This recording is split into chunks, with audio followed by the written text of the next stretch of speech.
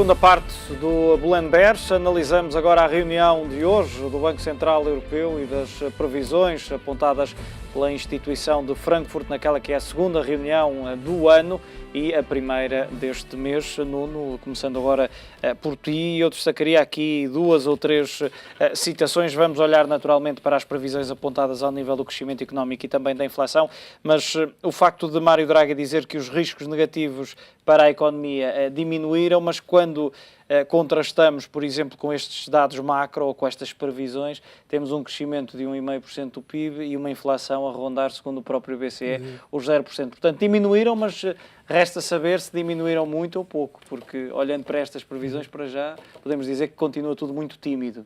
Sim, os riscos para a economia diminuíram, sobretudo, obviamente não existem efeitos ou efeitos significativos do quantitative easing ou deste programa alargado de compra de ativos, embora, enfim, as expectativas dos agentes económicos já se ajustaram, e isso repercutiu-se, por exemplo, ao nível da taxa de câmbio do euro-dólar, não é? Portanto, e provavelmente a queda do euro face ao dólar faz também ter aqui um impacto na subida das estimativas de crescimento para a zona euro. Por outro lado, também temos o petróleo, que caiu 50%, enfim, já recuperou 20% desde os mínimos, mas continua em valores bastante baixos e bastante inferiores àquilo que era expectável para este ano, e isso obviamente tem um impacto positivo para a economia europeia e para as estimativas do crescimento económico na zona euro.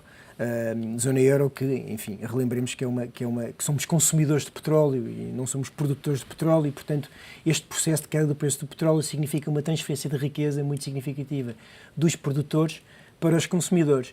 E quando são os produtores a ganhar dinheiro, nós não sabemos se esse dinheiro vai ser investido e de que forma é que vai ser investido e de que forma é que vai ser catalisado novamente na economia. Quando são os consumidores a ter poupanças, há uma coisa que nós sabemos, é que esse dinheiro vai mesmo para a economia porque normalmente é consumido, não é poupado. E, portanto, obviamente, isto tem um efeito muito significativo na atividade económica, e eu creio que são estes riscos, esta diminuição de riscos a que Mário Draghi se refere. No que diz respeito aos preços, o crescimento económico, por si só, pode não ser suficiente para assistirmos a uma inversão no cabaz dos preços, na inflação. Recordemos que nos Estados Unidos a economia nos últimos 2 trimestres já cresceu acima do seu produto potencial, para este ano espera-se que também cresça acima dos 6%, enfim, que é o produto potencial histórico da economia norte-americana. Porém, a inflação nos Estados Unidos também continua muito próximo dos níveis europeus. E já temos uma taxa de desemprego que está, ou que vai caminhar abaixo dos 5%. Espera-se que as expectativas relativamente à inflação nos Estados Unidos comecem a inverter somente no segundo semestre. E, portanto, os Estados Unidos, neste momento, já levam, enfim, um avanço significativo em termos de ciclo económico face à Europa, que só agora é que está a entrar nesta política monetária menos convencional. Que arranca oficialmente, e que arranca oficialmente foi dia anunciado 9. Próxima segunda-feira. E são boas notícias. E nós sabemos que, aliás, vimos eu sou um defensor e acho que o quantitative easing e estas políticas não convencionais, apesar de serem perigosas, nunca têm sido testadas, tiveram um efeito positivo, aliás. Senão os Estados Unidos não tinham recuperado da forma que recuperaram. Mas a verdade é que demora um tempo a ganhar tração. Aliás, nós vimos isso nos Estados Unidos, vimos isso em Inglaterra, estamos a ver no Japão, que já começou há um ano, e, enfim, os sinais ainda não são bastante claros, e, portanto, aqui na Europa as coisas vão demorar tempo a ganhar tração, e, portanto, ao nível dos preços, estes novos valores de referência e assistir a uma inversão dos preços, do nível dos preços, pode não estar assim tão perto quanto o Banco Central Europeu estima. Eu acho que aqui, para este ano 0% e para o ano 1,5% é demasiado otimista, mas enfim, eles lá terão seus modelos. O que sabemos claramente é que políticas monetárias não convencionais, nomeadamente programas alargados de compras de ativos, podem não ter influência direta na economia real, pelo menos imediatamente, e no passado não tiveram, mas uma coisa nós sabemos, tem um efeito quase imediato nos preços dos ativos. Enfim, olhamos para os Estados Unidos, olhamos para os segmentos de risco nos Estados Unidos, olhamos para os segmentos de risco em Inglaterra e vimos o que é que aconteceu. E agora, finalmente, quando nos Estados Unidos estamos aqui a assistir a uma divergência de políticas monetárias, vemos a Europa claramente a ter um desempenho, aos segmentos de risco na Europa, nomeadamente os mercados de ações e o high yield, a terem um desempenho muito melhor do que os Estados Unidos. Isto era algo que não era visto há muitos anos, ou seja, muitas vezes para um ativo subir, ou para um ativo ter uma expectativa de crescimento superior a outro ativo, não basta ser mais barato. É preciso que haja confiança nesse sentido. Ou seja, é uma condição necessária, mas não suficiente. E, portanto, eu tenho aqui algumas dúvidas relativamente ao crescimento económico. Ainda bem que reviam em alta, sim, estas estimativas de crescimento 1,5% para este ano também não é nada do outro mundo, 1,9% para este ano acho que é perfeitamente execuível. Relativamente à inflação, é que eu penso que há aqui algum demasiado otimismo, não creio que a tração e que os mecanismos de transferência de liquidez vão ser assim tão rápidos para vermos já de 1,5% num em ano. 2016 uma taxa de inflação à volta de 1,5%, até porque o preço do petróleo está a ter aqui um drag effect muito assinalável. Carlos, também tens estas reticências em relação a estas previsões, nomeadamente ao nível da inflação, sendo que já agora, para os telespectadores que não tenham visto, este ano a previsão de crescimento económico é de 1,5%, 1,9% em 2016 e 2,1% em 2017, inflação 0, 1,5% e 1,8% em 2017. O número mais sonante é um crescimento acima de 2%, 2,1% para 2017. Mas, de facto, partilho algumas dúvidas relativamente à inflação. Não será propriamente só via a política monetária que nós vamos conseguir aqui ganhar tração e subir. Mas poderá ser, e era uma questão que eu queria colocar também, olhando para estas previsões mais ou tão otimistas, depende do ponto de vista, mas poderá ser também um reflexo de que o BCE acredita que este quantitative easing europeu vai resultar nos meios e nos parâmetros previstos?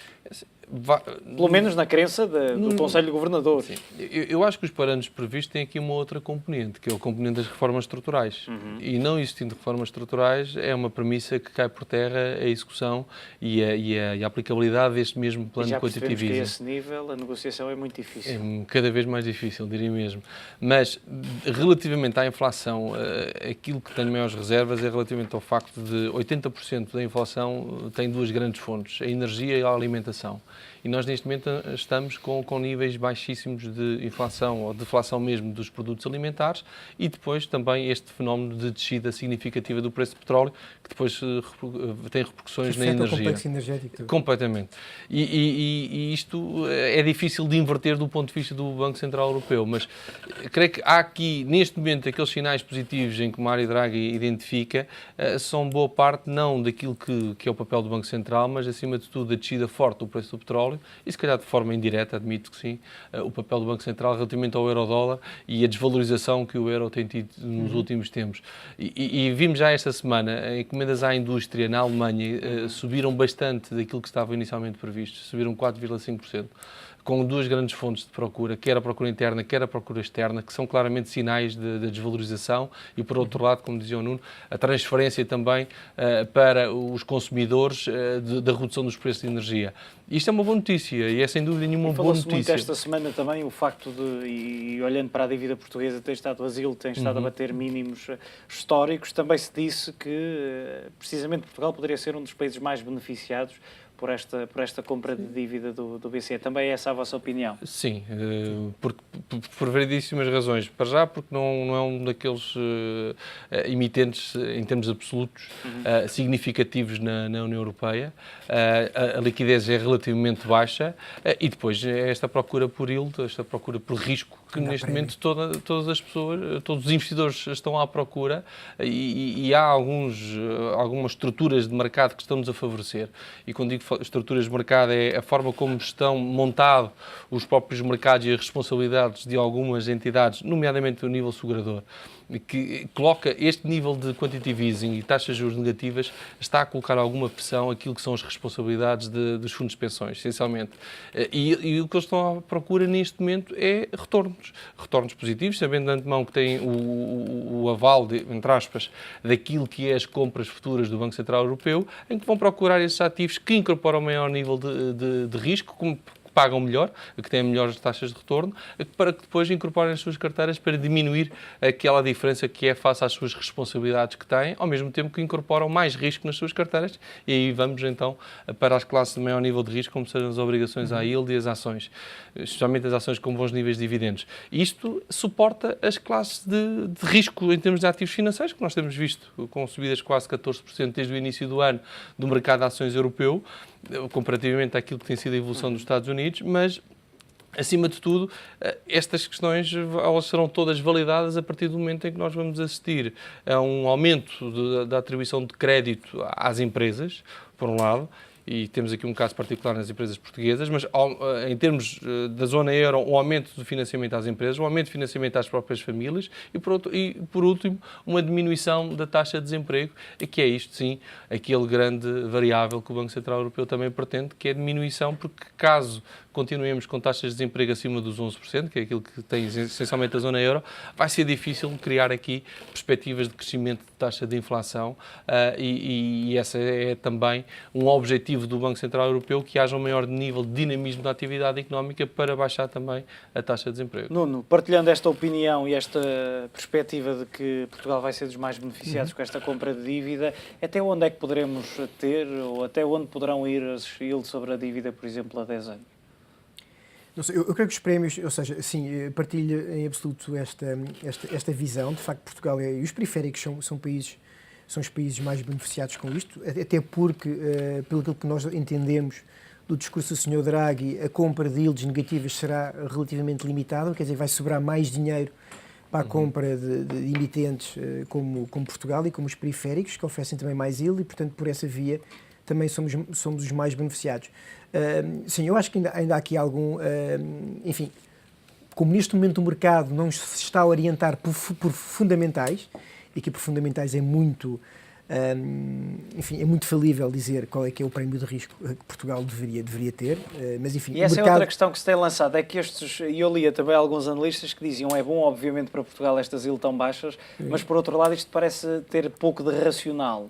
Tem pouco racional, quer dizer, nós lembramos que há 5 anos atrás, quando eclodiu a crise, Portugal emitia com 30 pontos de spread da Alemanha.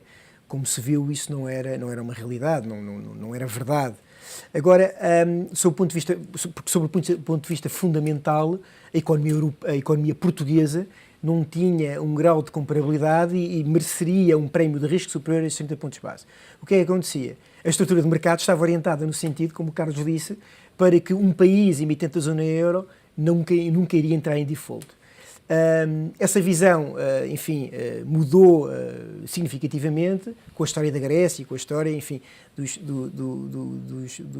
programas de assistência financeira, uma primeira análise à Grécia, depois à Irlanda, depois a Portugal. Ou seja, os agentes económicos aí, os investidores, começaram novamente a equacionar bem, até porque, no caso grego, e de forma bastante legítima, porque a Grécia já fez um haircut, não é? Portanto, já reestruturou a dívida da forma mais agressiva possível, ou seja, não pagando aos seus credores. Começou-se novamente a fazer um repricing do risco dentro da zona euro. Neste momento, e com os passos que foram dados, apesar, enfim, estamos ainda, isto dava vários programas, nós estamos ainda numa fase muito embrionária da forma como a União Europeia deverá ser construída no futuro, nomeadamente a nível de mecanismos de mutualização e transferência de riqueza. Mas a verdade é que foram dados alguns passos. E neste momento o que o mercado está novamente a precificar, a descontar, é que, enfim, o risco de falibilidade de um país dentro da zona euro voltou a ser novamente reduzido.